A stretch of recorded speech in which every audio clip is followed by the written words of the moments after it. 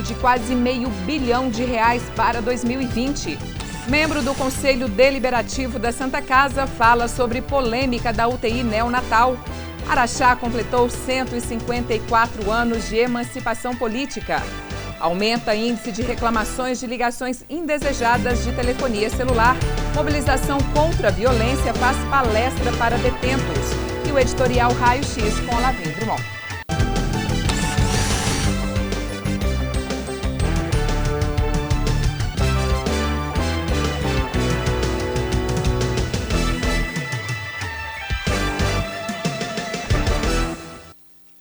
O Conselho Comunitário de Segurança Pública realizou uma palestra no presídio da cidade, na campanha Todos contra o Abuso Sexual Infantil.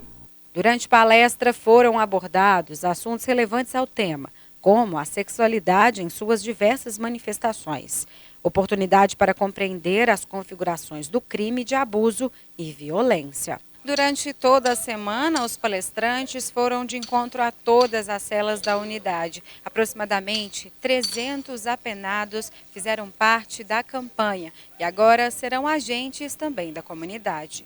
Por fim, as mulheres também receberam orientações. Algumas já com experiência sobre o assunto afirmam que o papel da mãe é muito importante para evitar o sofrimento de crianças e jovens. Somente quando a criança revela, tenta ali procurar um socorro, um refúgio na própria mãe, nos próprios familiares, e às vezes a pessoa não acredita, prefere acreditar no companheiro do que na própria filha. Tem casos também que a mãe descobre esconde, ajuda a esconder ali também. Tem casos, infelizmente, acontece muito. De acordo com o palestrante, é justamente levando a todos os públicos a informação que é possível superar os índices registrados. Parte da sociedade está aqui dentro, então todos têm que somar, né, fazer um coro, somar a voz nessa campanha de sensibilização tão importante. Todos, praticamente todos aqui, são pais, são mães, né, que independentemente do motivo que fizeram com que eles estivessem aqui, têm as suas famílias, têm os seus filhos, né, e aí a gente precisa municiá-los de informações necessárias para identificar esse tipo de violência. A coordenação da campanha pretende fazer com que as ações cheguem a todos, sem exceções. Está sendo tratada em escolas, em agentes que são detentores dos direitos das crianças e adolescentes. Então, a gente quer atingir o máximo de público mesmo, para ter o máximo de eficiência da nossa sensibilização com esse tema. Aprovada a lei que garante atendimento psicológico a estudantes de escolas públicas. A repórter Natália Fernandes conversou com a psicóloga Letícia Brito sobre o assunto. A psicologia, ela abrange também essa parte da aprendizagem, desenvolvimento infantil, né? E o psicólogo que atua nessa área, dentro das escolas, ele é extremamente importante, porque ele pode ajudar os professores, né, até a analisar melhor esses comportamentos das crianças, verificar, por exemplo, se a criança está no nível de desenvolvimento adequado para a idade cronológica dela, orientar pais, alunos, os próprios profissionais da educação, os professores, né, cuidar, por exemplo, da saúde mental também desses profissionais, né, em alguns projetos específicos. Não que ele vá atender professores lá, mas o olhar do psicólogo é um olhar diferenciado para essas questões. Então, seria muito, vai ser, né, muito importante a inserção desse profissional nas escolas. E a gente vê que em algumas escolas, Letícia, tem a questão da vulnerabilidade social, né? Pessoas que vivem realidades extremas fora da escola, né? E às vezes não conseguem se desenvolver devido a essas questões. E esse olhar da psicologia, ele também vai de encontro a essa realidade da vulnerabilidade social e desse outro contexto que fica fora da escola?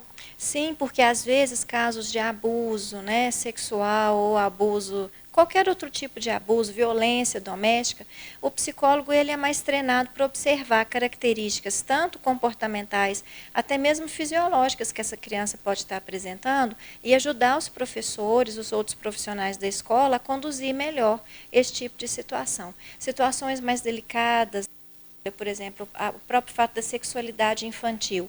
Muitas professoras não sabem como lidar, né, com comportamentos até mesmo naturais que acontecem ali, não sabem até que ponto podem responder ou conduzir aquela situação, e o psicólogo poderia ajudar nesse sentido, né? E uma última pergunta, Letícia. Você acha que a escola, com o psicólogo, com o profissional de assistência social, vai realmente restabelecer esse acolhimento às famílias? Ah, claro. Então, como eu disse, projetos que o psicólogo pode elaborar, né? Pode fazer parte disso o projeto de acolhida para os pais, um projeto que volte, por exemplo, para a situação das famílias, darem mais valor à educação, mais valor aos profissionais da educação, né? Então, são projetos diversos que o psicólogo pode contribuir no sentido de organizar, idealizar esse projeto, valorizar também. Eu penso que todos vão ganhar, né? A psicologia ganha, porque é mais um campo que ela vai ter como de referência, né? De autoridade dela. A escola vai ganhar, os alunos, a família, toda a sociedade vai ganhar com isso. A partir de 2020, o SUS vai disponibilizar reforço das vacinas contra a gripe e febre amarela para outras faixas etárias. As novas diretrizes sobre as campanhas nacionais já foram enviadas para os estados e municípios para que estejam preparados para as ações do próximo ano. A campanha contra a gripe, realizada todos os anos entre abril e maio, contará com um novo público, os adultos de 55 a 59 anos. A medida tem por objetivo ampliar a vacinação dos grupos mais vulneráveis. O público-alvo, portanto, representará aproximadamente 67,7 milhões de pessoas. A meta é vacinar pelo menos 90% dos grupos prioritários, que já conta com crianças, gestantes, puérperas, povos indígenas, pessoas com doenças crônicas, trabalhadores de saúde e idosos. As datas para início das campanhas serão definidas por cada estado, a partir do plano de implantação elaborado individualmente por eles. O Ministério da Saúde conta com estoque suficiente para atender a demanda, a partir da solicitação de quantitativo dos estados responsáveis por fazer a distribuição das doses aos municípios. O informe epidemiológico da Secretaria de Saúde de Minas Gerais detalha a situação de cada doença.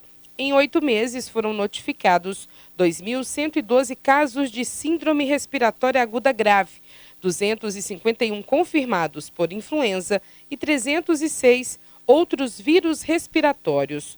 306 óbitos ocasionados pela influenza. E mais de 3 milhões de pessoas não vacinaram contra a febre amarela no estado. Medidas de prevenção se tornam ainda mais importantes, já que o período de maior probabilidade de ocorrência de casos da doença é entre dezembro e maio. Usuários de telefonia celular recebem, em média, 45 ligações de números desconhecidos ou operadoras por mês. O Brasil lidera a lista deste tipo de reclamação. Hoje em dia, cada pessoa tem no mínimo um aparelho celular.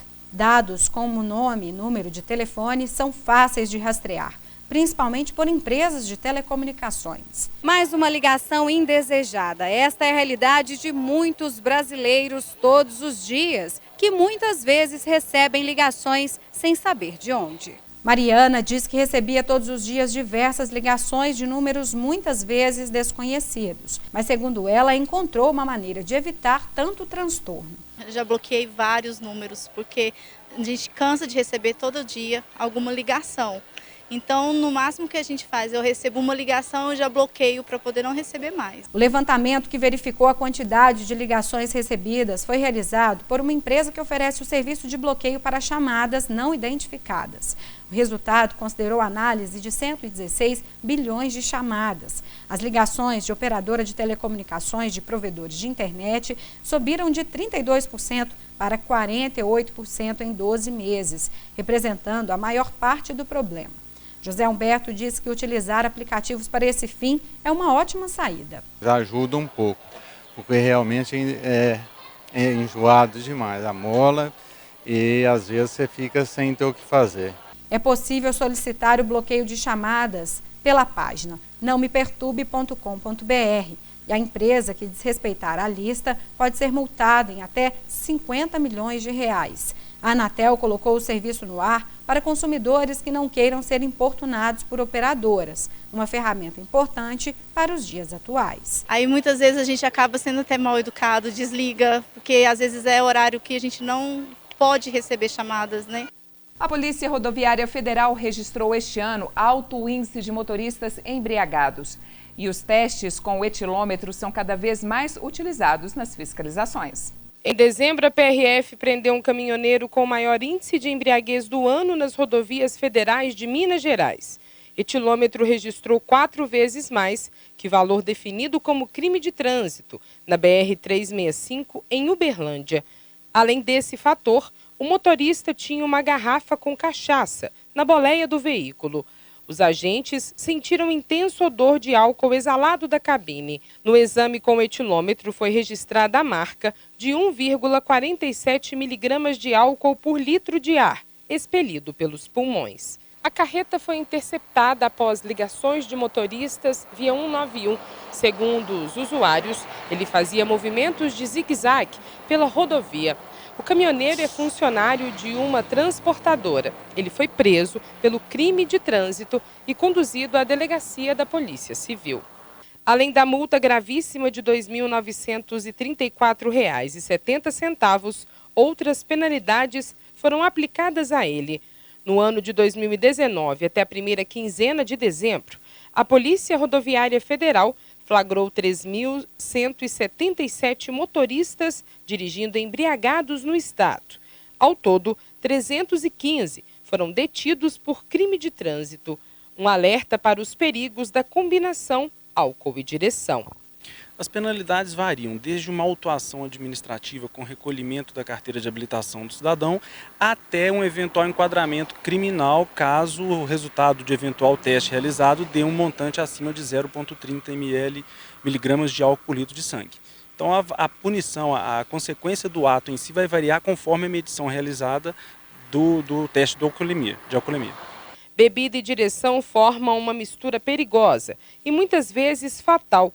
No trânsito, além de trazer problemas posteriores para o condutor. Os efeitos da substância no corpo humano são duradouros e não devem ser subestimados. Um copo de cerveja, por exemplo, demora cerca de 6 horas para ser eliminado pelo organismo. As variáveis fisiológicas, como idade, gênero e condições físicas, também podem interferir no tempo que o álcool permanece no corpo. O que nós sempre recomendamos é que se o cidadão sabe que vai ter que conduzir o veículo, não faça uso de bebida alcoólica de forma alguma. Porque se for feito uso e, em consequência, fiscalizado, o cidadão vai estar sujeito a uma série de consequências jurídicas aí em razão do seu ato. Então, o que a gente sempre reforça e pede. O cidadão quer aproveitar a sua festa, quer fazer uso de bebida alcoólica, não tem problema. Só não vá conduzir o veículo em sequência a isso, porque pode gerar consequências graves para ele. Na delegacia da PRF em Araxá, há uma intensificação na fiscalização para evitar infrações. A enfermeira Fabielle saiu de Araxá para Ibiá e fala que todo cuidado é pouco na estrada. Eu acho que é necessário, né? Deveria ter sempre. Direto. Próximo bloco, Legislativo aprova orçamento municipal para o ano que vem e Justiça determina retorno de radares móveis nas rodovias. O Semana Ilustrada volta já. Você pode não acreditar, mas existe uma fórmula para ser feliz. Primeiro elemento, o sorriso. Tudo fica melhor quando a gente decide sorrir para a vida. Acrescente natureza nos seus dias, mas não se esqueça de que ela precisa sempre vir acompanhada de respeito. Você vai precisar de energia para a fórmula dar certo. É aí que entra a saúde. Para a felicidade durar, distribua oportunidades. Agora, com muito cuidado, inclua o futuro. A gente é mais feliz quando cuida do amanhã. E para tudo ficar perfeito, coloque aqui a sua terra. Você vai ver que a maior felicidade que existe é estar no lugar que ama. Feliz 2020, Araxá. A CBMM tem orgulho de fazer parte desta terra. Precisamos falar sobre violência física. Bater, machucar, dar palmadas, dentre outras agressões, é um ato covarde. Não educa e deixa marcas pelo resto da vida. Crianças e adolescentes precisam de afeto e diálogo para seu desenvolvimento. Fique alerta. Ao sinal de violência infanto-juvenil, denuncie. Disque 100. Todos contra a violência infanto-juvenil. Realização Centro Júlio Dário. A Polícia do Meio Ambiente flagrou vários pescadores com materiais proibidos durante a época de reprodução dos peixes. Motosserra, redes, tarrafas e varas apreendidas pela Polícia de Meio Ambiente em 40 dias do período da Piracema, quando várias espécies de peixe migram nos rios, esforço que aumenta a produção de hormônios e queima de gordura, melhorando o processo reprodutivo. Resultado alcançado até agora pelas equipes da 2ª Companhia. Piracema iniciou no último primeiro dia de novembro e vai até o último dia de fevereiro, 28 de fevereiro. A gente já está com um terço já do período. Nós temos encadeado operações em toda a região. Para que sejam evitadas infrações que podem chegar a R$1.000, pescadores amadores devem portar a carteira de pesca. O documento pode ser obtido a partir do preenchimento do formulário disponível no site do IEF, www.ief.mg.gov.br. De 1º de novembro até o dia 10 de dezembro de 2019, foram apreendidos 57 quilos de peixe próprio para o consumo. Eles serão doados a instituições do município. Durante a temporada de restrição, só podem ser pescadas espécies alóctones, exóticas, híbridas ou autóctones, todas não híbridas e no limite de 3 quilos diários. Além disso, a pesca deve ser realizada em trechos com distância mínima de 1.000 metros, a montante e a jusante dos rios, represas, barragens e lagos. Isso porque, no período, as cabeceiras dos mananciais são o destino dos peixes para a reprodução. Nós temos portarias específicas do IEF que regulam a pesca nesses locais. Inclusive, no período da Piracema, sendo proibido qualquer tipo de pesca, tanto no quebranzol quanto no Araguari, com exceção lá do reservatório de Nova Ponte. Então, lagos artificiais. Todavia, lagos naturais e seus afluentes do quebranzol e Araguari, a pesca é proibida em qualquer hipótese. Então, o nosso foco é voltado para essas áreas. E na área do Complexo do Barreiro, né, que a gente vê um número grande de pessoas ali, é permitido desde que façam como? Em se tratando de lago artificial, né, como é o complexo aqui do Barreiro, a pesca é permitida. O que vale ressaltar é que a pessoa não deve usar nenhum equipamento ou petrecho proibido, como tarrafas e redes, né, só a pesca simples mesmo, com caniço de mão. Então, nesse caso, é permitido. A Justiça determinou a volta da fiscalização do excesso de velocidade nas rodovias através de equipamento móvel, derrubando uma decisão do presidente Jair Bolsonaro. A determinação divulgada em 14 de dezembro solicita que a Polícia Rodoviária Federal retome integralmente a utilização de radares móveis nas rodovias federais. A medida valeria até que o Ministério da Infraestrutura conclua a reavaliação da regulamentação dos procedimentos de fiscalização. Mesmo com a decisão da Justiça Federal de Brasília, a Polícia Rodoviária Federal ainda não se manifestou a respeito da decisão, porque ainda cabe recurso pelo governo federal a fim de revogar a decisão. A decisão de revogar a suspensão aconteceu por meio da primeira vara civil, atendendo a um pedido liminar feito pelo Ministério Público Federal. O órgão entendeu que a falta dos radares pode causar danos à sociedade. Acho errado ter tirado, até que eu moro nas margens de uma rodovia federal e tirou o radar lá, está um perigo danado aquilo lá, em Patrocínio. Então eu acho que deveria voltar todos os radares de novo. Porque quem anda certo não tem medo do radar. Procuro sempre manter a velocidade, observando as placas, os limites de velocidade, para andar sempre correto. O radar mais comum que teve a suspensão é o portátil, popularmente conhecido como móvel, que normalmente fica apoiado em um tripé posicionado à margem da via. Os motoristas se sentem mais seguros com a ferramenta. Acho que ajuda bastante, é um meio de educar mais os motoristas, né? A Câmara de Vereadores aprovou esta semana, em reunião extraordinária, a Lei Orçamentária Anual, que definiu os gastos da Prefeitura para 2020. O projeto define o exercício financeiro para 2020 com receita total, que é a soma dos tributos, transferências constitucionais, rendas e outras receitas correntes e da capital previstas na legislação em vigor. montante de R$ 475 milhões que serão investidos em todas as áreas da administração pública. Um estudo dos últimos 5 anos, né, e mais as projeções, ou seja, os projetos que estão em desenvolvimento a ser desenvolvido no próximo exercício. Foram apresentadas algumas emendas para adequação de acordo com a visão dos vereadores, né, o que é importante essa participação para que adeque melhor essas despesas. O relator, José Valdez da Silva, lia o documento, enquanto os demais vereadores avaliavam as 23 emendas inseridas no programa original da Lei Orçamentária Anual. A administração direta, os valores maiores, são para o Fundo Municipal de Saúde, R$ 100.350.000. Educação, quase 52 milhões. Secretaria de Planejamento e Gestão, 47,891 milhões. Fundo Municipal de Educação, 46 milhões.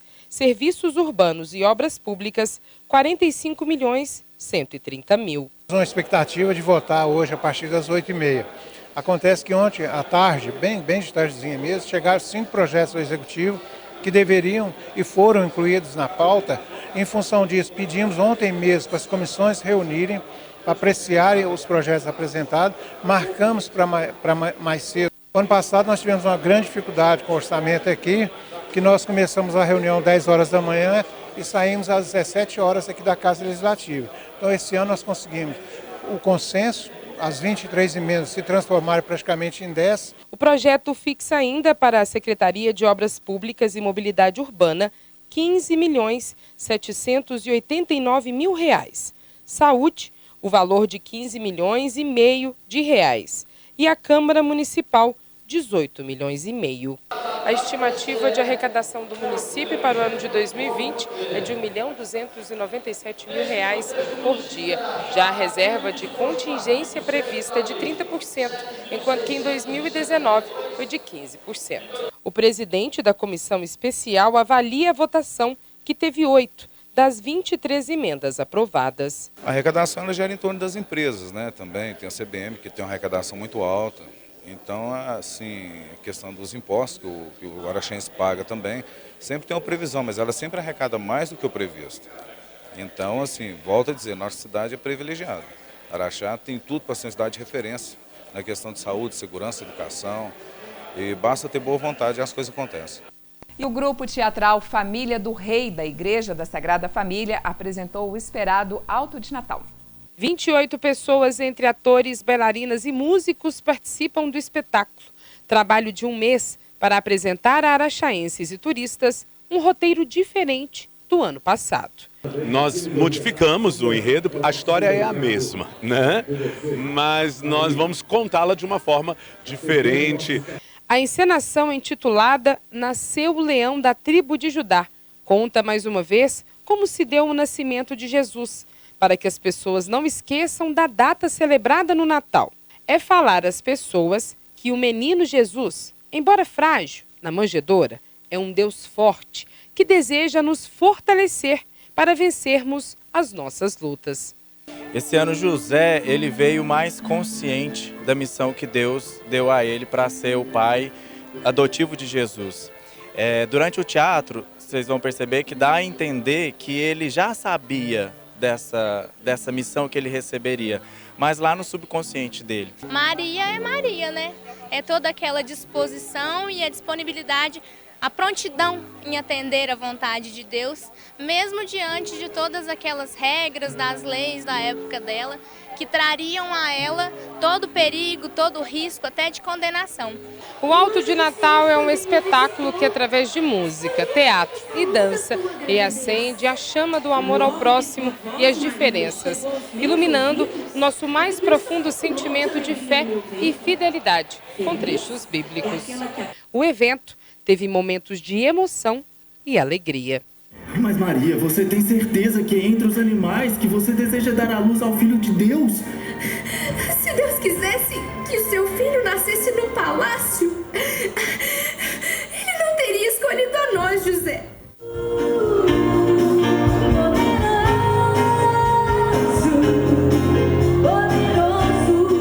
E você vai ver a seguir a polêmica em torno de equipamentos sem utilização na UTI neonatal na Santa Casa e o editorial Raio X com Lavínia Dumont. Voltamos daqui a pouco. Ministério da Cidadania e CBMM apresentam Feste Natal Araxá 2019. O seu Natal ainda maior e melhor. O Expo Minas será o palco do maior festival natalino de Minas Gerais. Música, teatro, danças, shows, praça de alimentação e a alegria de ficar pertinho do bom velhinho todos os dias. Venha participar. Feste Natal Araxá 2019. Não parece que a vida às vezes dá uma parada? Mas quem tem conta no Bradesco conta com muitos benefícios para seguir em frente. Conta com taxa a partir de 8,85% no crédito imobiliário. Ainda mais vantagens na contratação da sua previdência privada. Máquina Bradesco sem aluguel. E isenção da tarifa da conta corrente para gastar com o que importa. Abra sua conta no Bradesco. Bradesco. Equipamentos novos adquiridos em 2015 para a instalação da UTI neonatal na Santa Casa estão parados sem previsão de uso. No registro feito pelo parlamentar, ele afirma que o dinheiro público mal investido deve ser fiscalizado e que o papel dos políticos é dar satisfação quanto aos serviços de saúde. O dinheiro de vocês aqui, ó. Olha aqui pra vocês verem, ó. Tá vendo aqui, ó? Olha isso aqui. Olha que é uma incubadora aqui. Olha aqui pra vocês verem aqui, ó. Nas redes sociais, o vídeo já teve mais de 366 mil visualizações, gerando muita manifestação. Os materiais parados seriam suficientes para atender não somente Araxá, mas toda a região. Os equipamentos que foram adquiridos em 2015 teve custo inicial de R$ 1.209.000, valor atualizado hoje chegando a R$ 1.800.000. De acordo com as informações, a reforma da área também teria um custeio. Na época seria R$ 91.000. Hoje, para deixar tudo pronto para atender a comunidade, o valor para a reforma é de R$ 160.000. Em pronunciamento, a Santa Casa de Misericórdia afirmou que os equipamentos foram custeados pelo governo de Minas, mas que não houve repasse para a instalação efetiva. Esse projeto começou em 2011, quando a Santa Casa se inscreveu num projeto do governo do estado para instalar uma UTI neonatal em Araxá. Essa decisão foi feita em conjunto com as autoridades de saúde do município, que entendia que Araxá teria demanda para atender o município e toda a região, e além de outras cidades de Minas. Então, a Santa Casa apresentou um projeto ao governo, o projeto foi contemplado e foi aprovado, mas não vieram todos os recursos, vieram apenas os recursos para a compra dos equipamentos. Todo o equipamento está parado há cerca de 5 anos. Em julho, houve envio de uma carta à Secretaria do Estado para validar o interesse da instituição. A Superintendência Regional de Saúde, que fica em Uberaba, nos mandou um questionamento se a Santa Casa mantinha o interesse em instalar a UTI neonatal. É claro que a gente disse que tem, que a Santa Casa é uma instituição prestadora de serviço na área de saúde, então tem interesse para atender todas as demandas.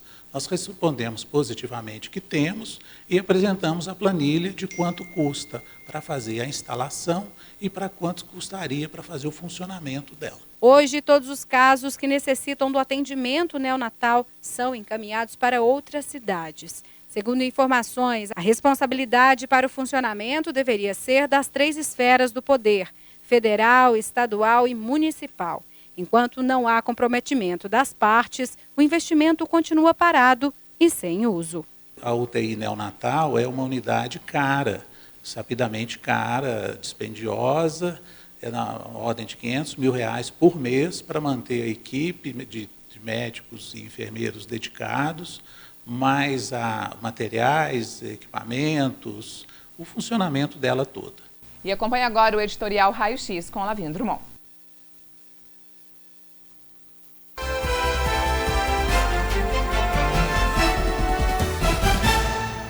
Ele chega devagar, sem fazer barulho, barba por fazer, camisa surrada e jeitão de menino.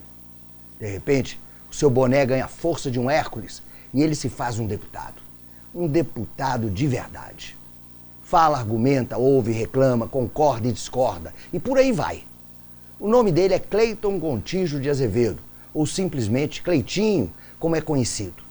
Alega que, como deputado estadual, é um parlamentar para servir toda Minas Gerais, e não só a sua Divinópolis. E arremata: não fui eleito para construir, mas sim para fiscalizar. Verdade, verdade, verdade. O deputado Cleitinho andou pelo nosso Araxá e, com seu estilo espivitado, já fez história. Na prefeitura, conferiu equipamentos abandonados, na Santa Casa, muita carência, e na Câmara Municipal se manifestou contra o absurdo dos quase 40% de aumento para os vereadores. Minha gente, uma cidade que tem um mega orçamento, dinheiro até para viadutos, esquecer da UTI neonatal não tem cabimento. Chega de política velha, chega de mimimi, chega de chororô, chega de varrer a sujeira para debaixo do tapete. Cleitinho, ilustre e humilde deputado, seja bem-vindo. Araxá precisa, sim, de políticos como você. O raio-x voltou e voltou para ficar. Obrigado, obrigado, obrigado.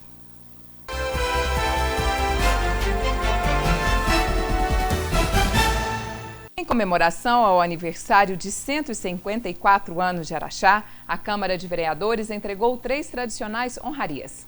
O primeiro título a ser entregue foi criado para homenagear os representantes da área da comunicação social que escreveram e escrevem os nomes nas páginas da imprensa no município. A medalha Geraldo Porfírio Botelho é um mérito indicado pela Associação da Imprensa Araxaense, entregue a Anete de Mambro Gandra, que trabalhou na produção da TV Sintonia por 9 anos. O vice-presidente da Câmara Municipal conduziu os trabalhos da reunião solene. Um dia memorável para nós hoje. E esse cidadão que escolheu Araxá, nós fazemos essa escolha para aquele cidadão que veio para contribuir com o crescimento, com o desenvolvimento da nossa cidade. Já a questão da Dom José Gaspar é aquela pessoa que presta um serviço social, que presta um serviço para a nossa comunidade, indiferentemente de escolha de pessoas, de entidades. Dom José Gaspar de Fonseca e Silva nasceu em Araxá em 1901. A honraria que leva o nome dele é entregue desde a década de 90 e confere mérito às pessoas físicas que desenvolveram uma atividade relevante no município dentro da atividade profissional ou meio social e filantrópico. Renato de Alcino Vieira foi um dos congratulados.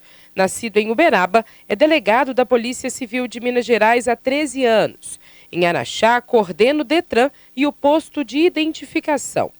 E o reconhecimento do trabalho desempenhado por Rogério Contato Guimarães, que iniciou a carreira em 1987 no setor de fertilizantes e há 14 anos trabalha na CBMM.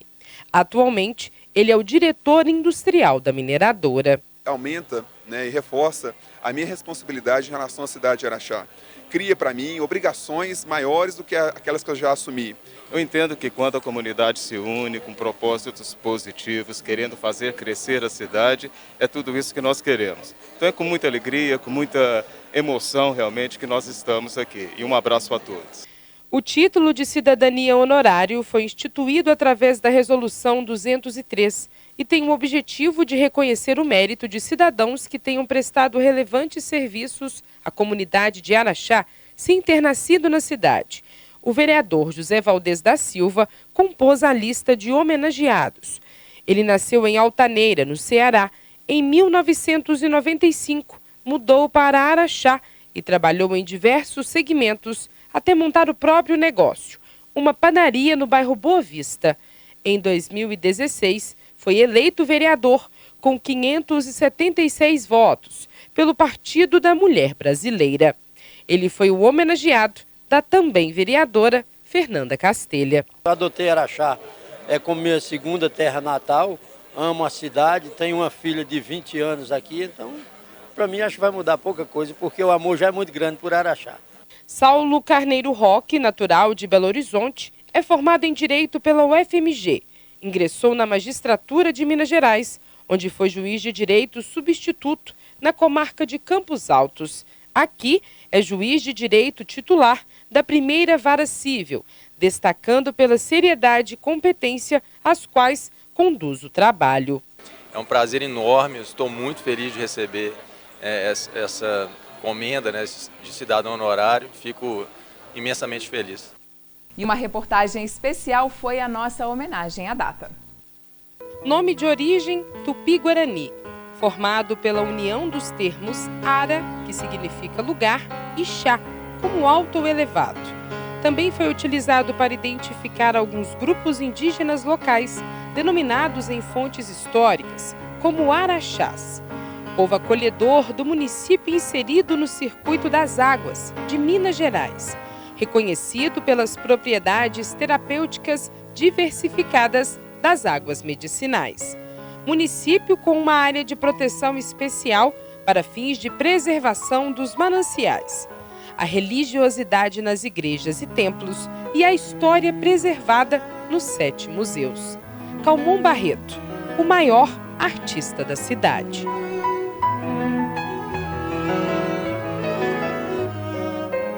Prosperidade, muito amor, respeito, né, que é o que a gente precisa.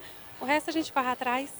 Mais 1.500 anos de prosperidade, de saúde, de alegria e que a cidade fique cada vez mais linda, né? Que esse povo sorridente e hospitaleiro fique ainda mais para a gente poder receber mais pessoas na nossa querida Araxá. Entre 1770 e 1780, Araxá recebeu os primeiros moradores e surgiram as fazendas da região. Em 1791, foi criada a freguesia de São Domingos.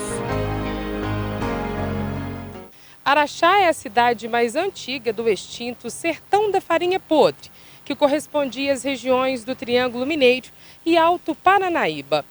154 anos depois, 106.229 residentes, segundo estimativa de 2019 do IBGE. E como acontece em tantas outras cidades pelo país, há mais mulheres do que homens. Mineração, maior fonte geradora da economia. Minérios fosfatados ao lado do nióbio, caminhando juntamente ao turismo, que possibilita a divulgação da cidade, que é lembrada pelas águas medicinais e o famoso artesanato. Quem bebe a água de Araxá sempre volta. Eu desejo que Araxá cresça, investe mais na educação, investe na saúde, porque assim vai melhorar muito a nossa vida e a vida das pessoas que vivem aqui. Nós possamos ter a cada ano mais conquistas, mais vitórias, uma cidade que realmente respira coisas boas, respira progresso, respira desenvolvimento e nós devemos sempre ser otimistas. Afinal, nós moramos numa das terras mais abençoadas, onde primeiro se ha visto o sol, com um dos povos mais acolhedores. Portanto, parabéns, Araxá. É com muita honra que digo, aqui eu nasci, aqui eu quero morrer.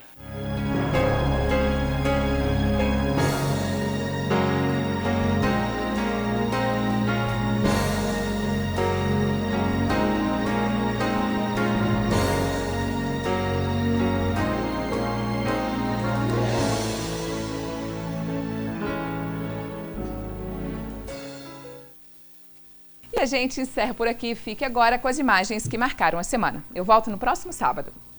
Tchau!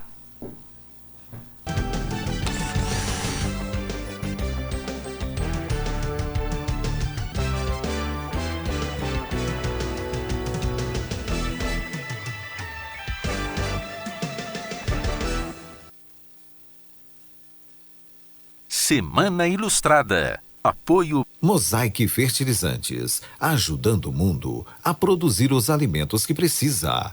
Bradesco, quem tem conta, conta com mais benefícios. Café Sintonia. Curiosidades. Apoio Cornélios Academia, faz bem a você.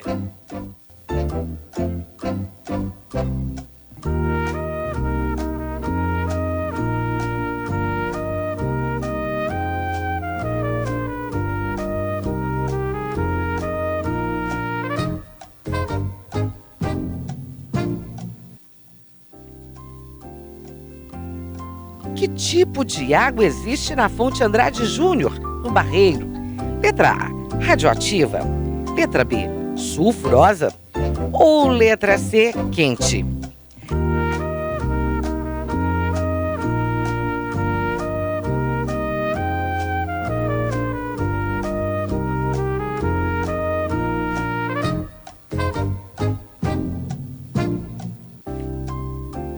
A resposta correta é a opção B, sulfurosa.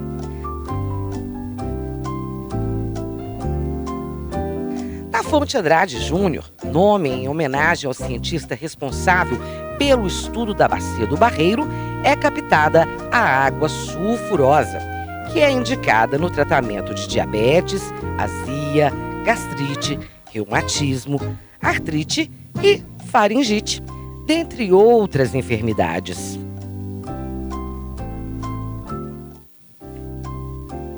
Café Sintonia. Curiosidades. Apoio. Cornélios Academia. Faz bem a você.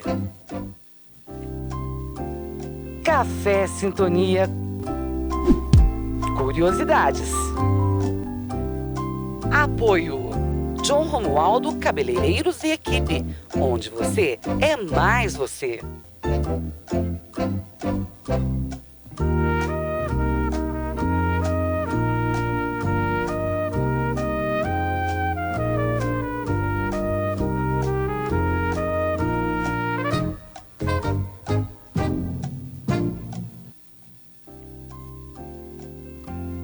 Qual é a origem da família Montandon? Letra A, italiana.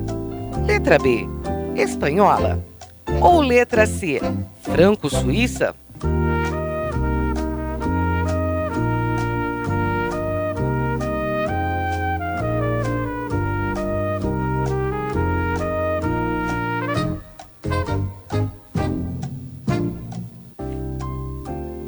E para quem acertou, a resposta certa é a opção C, franco-suíça. Entre as décadas de 1890 e 1930, diversos italianos transferiram-se para Araxá. Dentre elas, o franco-suíço Frederico Augusto Montandon, relojoeiro que deixou seu país devido às guerras religiosas.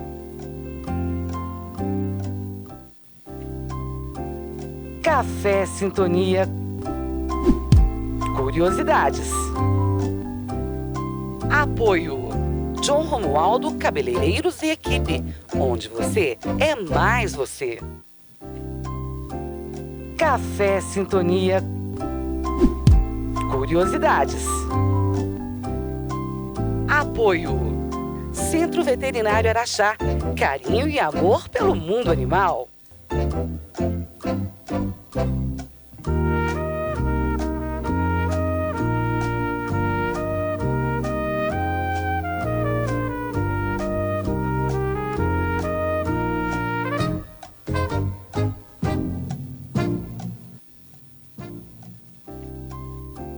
Em que ano foi inaugurado o Grande Hotel do Barreiro?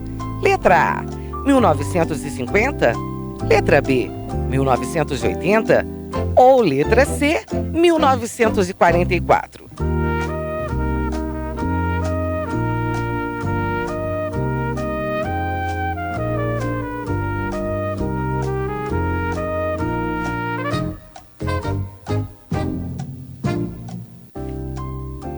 A resposta certa é a opção C, 1944. O edifício do Grande Hotel foi inaugurado em 19 de abril de 1944. O projeto arquitetônico é de autoria de Luiz Signorelli e o paisagístico de Burle Marx.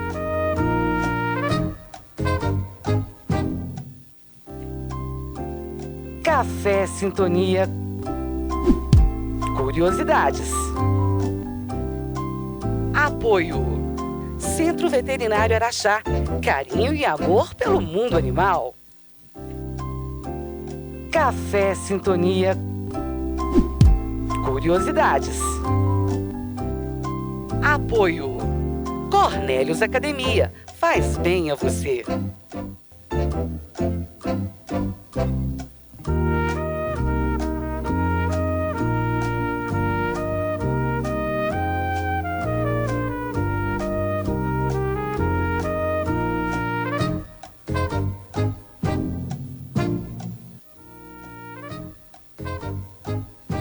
Quem foi a primeira diretora do Grupo Escolar Delfim Moreira? Letra A, Agárdia Fonseca e Silva. Letra B, Maria de Magalhães, Dona Yayá. Ou letra C, Gabriela Pereira Vale.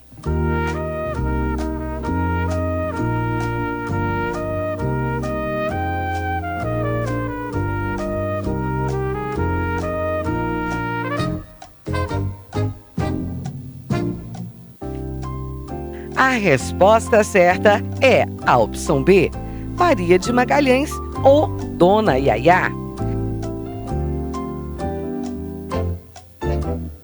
Maria de Magalhães, Dona Yayá, nasceu em Oliveira, Minas Gerais. Filha do casal Antônio Chaves de Magalhães e Maria José de Castro, a família Chaves de Magalhães mudou-se para Araxá, a convite do Coronel Adolfo. Em 28 de dezembro de 1911, foi inaugurado o Grupo Escolar Delfim Moreira. Maria de Magalhães foi a primeira diretora e permaneceu no cargo até 1943. Café Sintonia. Curiosidades. Apoio Cornélios Academia. Faz bem a você. Café Sintonia. Curiosidades. Auto Posto 2000. Escolha qualidade e abasteça confiança.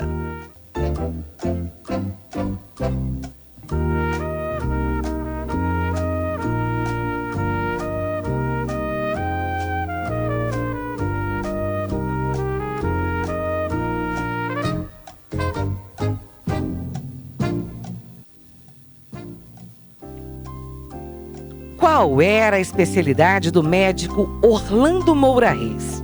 A. Pediatria, puericultura e neonatologia. Ou letra B. Ginecologia e obstetrícia. Ou letra C. Otorrinolaringologia.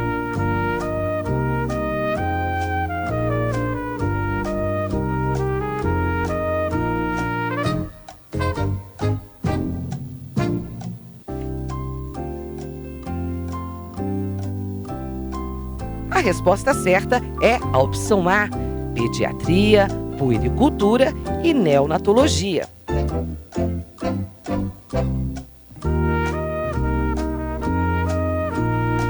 Orlando de Moura Reis nasceu em Araxá, no dia 7 de julho de 1932. Formou-se em medicina pela Universidade Federal de Juiz de Fora. Especializou-se em pediatria, puericultura e neonatologia no Rio de Janeiro. Em 1961, voltou para Araxá e trabalhou na Santa Casa de Misericórdia até 2005.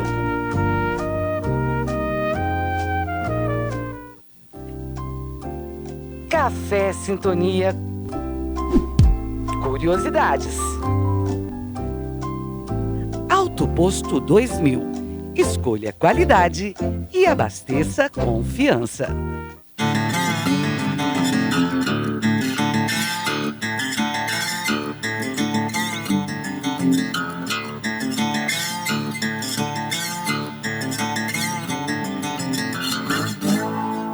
Você sabia que o seu equino também precisa ir ao dentista? Parece brincadeira, né? Só que não. No programa de hoje vamos falar sobre a importância da saúde bucal do seu animal e os cuidados que você, criador, deve ter. Quem fala sobre o assunto é a veterinária Lilian Bernardes. A odontologia equina, às vezes pouco conhecida, porém já é muito desenvolvida e é muito importante para o equino. Eu sempre falo que a saúde começa pela boca e eu não tenho dúvida disso. Cada vez aprimorando, a gente vai adquirindo conhecimentos e técnicas para isso. A odontologia ela é muito importante para começar na alimentação. O animal, ele depende de estar com os dentes saudáveis para conseguir triturar, né, o alimento. Então, através disso, o animal sente dor de dente, Lília? Sim, ele sente dor de dente, mas ele não fala, né? Ele tem os incômodos dele que é diferente. Então, se o animal tem várias pontas de dente, ou tem algum dente inflamado, ou tem algum dente que poderia ser extraído e não foi extraído, aí sim o animal vai vir... o que ele vai fazer, Lília? Ele vai poder dar cólica? Sim. Ele é um animal que pode ser proveniente de cólica. Mas esteticamente, o pessoal usa fazer dente por estética? Não.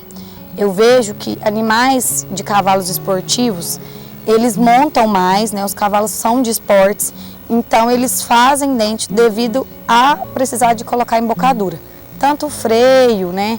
Ou abridão, o animal sente, se ele tiver com pontas de dente, vai perfurar a bochecha, então o animal não vai conseguir desenvolver a sua função ali naquele evento e ele vai procurar um odontologista. Outra coisa também, animal caquético, o animal pode vir da anemia porque ele não consegue alimentar. Então, assim, hoje a odontologia é muito importante, não só para o animal esportivo, também como os animais de lida da fazenda. Que mais que fazer dente pode causar mais o que, Lília? Uma doença que a gente fala assim, uma causa que é muito comum da gente ver é a sinusite. A sinusite ela tem várias formas e na odontologia a gente consegue detectar. Então, às vezes, na arcada dentária tem um dente inflamado, esse dente vai inflamar e vai gerar uma sinusite. Então, assim, tem infinitas, se eu for ficar aqui falando, a gente vai falar de muitas anormalidades. Então, assim, é muito importante a odontologia equina. Hoje já tem grandes especialistas na área e eu acredito que vai desenvolver cada vez mais na parte equina. É ideal que você comece a olhar os dentes do seu animal, eu indico no mínimo com 2 anos. Por que com 2 anos? Porque ele já tem dente. Então, assim, a gente já consegue ver se o animal tem algum defeito, vamos dizer, na arcada dentária, você consegue corrigir. Ele usa aparelho? Quase isso, é bem parecido. Então, você consegue fazer algumas correções com o animal ainda jovem. E também, você consegue acompanhar pela idade. Então, assim, um animal com 2 anos, ele já tem alguns dentes, até 5 anos, ele já está com a arcada dentária formada. Animais que vão iniciar a doma, é muito importante ter tido a análise passada por um odontologista. Por quê? Porque tem alguns dentes que na odontologia a gente fala, o dente chama um elemento, né? E eles são numerados. Falando no ditado popular, ele é conhecido como dente de lobo. E esse dente, ele não tem função de irrigação na arcada dentária. Mas para a doma, quando inicia a doma do animal, o animal sente muita dor. Eu vou te dar o exemplo que ele é como se fosse um dente ciso na arcada humana.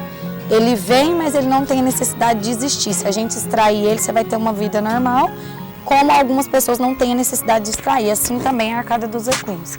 Então pode ser extraído ou não, mas a maioria dos animais que são para a doma, que são animais que vão ser montados, é indicado sim que seja extraído para o animal não ter dor e ele conseguir ter uma vida mais tranquila, sem dor de dente. O humano inventou ração, né? Cavalo ração não é indicado nem para vaca, nem para cavalo, nem para nada. Nós humanos que inventamos. Então o ideal é que o animal paste.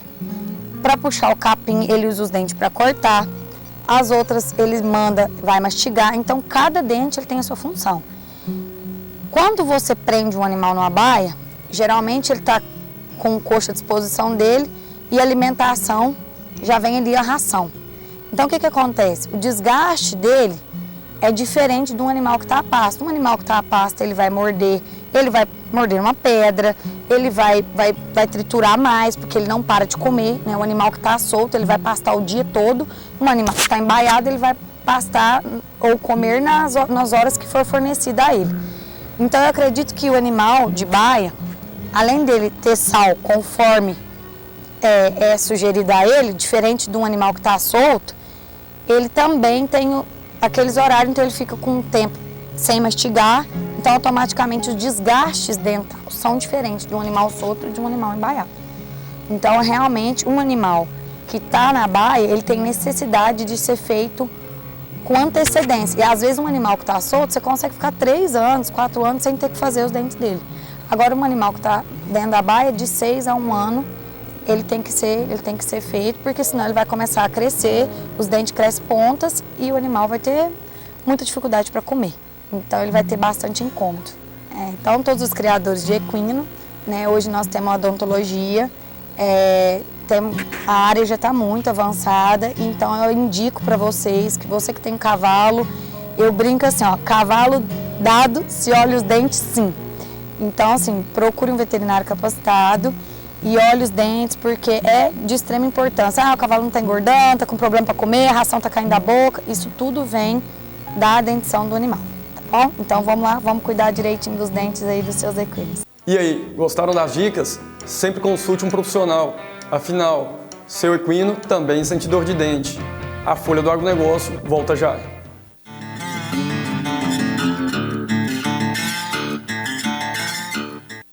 Apesar da grave crise financeira em nosso estado, cuidar da segurança das pessoas é mais que um compromisso, é uma prioridade. É por isso que trabalhamos dia e noite para fazer de Minas um lugar mais seguro para todos. E os resultados comprovam isso. Minas tem o menor número de crimes violentos dos últimos 8 anos. Algo que só foi possível graças à integração real das forças de segurança. Polícia Militar, Civil, Corpo de Bombeiros, Sistema Prisional, Socioeducativo e programas de prevenção à criminalidade. Todos atuando em conjunto, com estratégia, cooperação e tecnologia de ponta. São mais operações policiais nas ruas, ações de prevenção à criminalidade e investimentos em ferramentas de última geração. E para mantermos os números positivos, mesmo com a dificuldade financeira do Estado, precisamos da união de todos. Integrados, é assim que a gente cuida de você. Minas Gerais, governo diferente, Estado eficiente.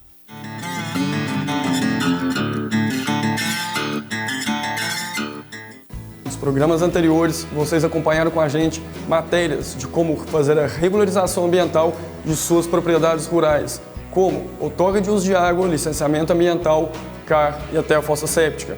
Nossa produção recebeu algumas mensagens com dúvidas a respeito da fiscalização e de taxas. Sei que nem sempre é como a gente busca, porém vou falar um pouco mais sobre esse assunto.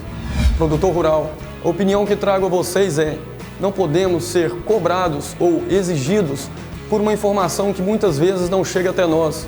Eu te pergunto, alguma vez algum órgão do governo bateu a porteira da sua fazenda para te orientar como proceder com a regularização ambiental?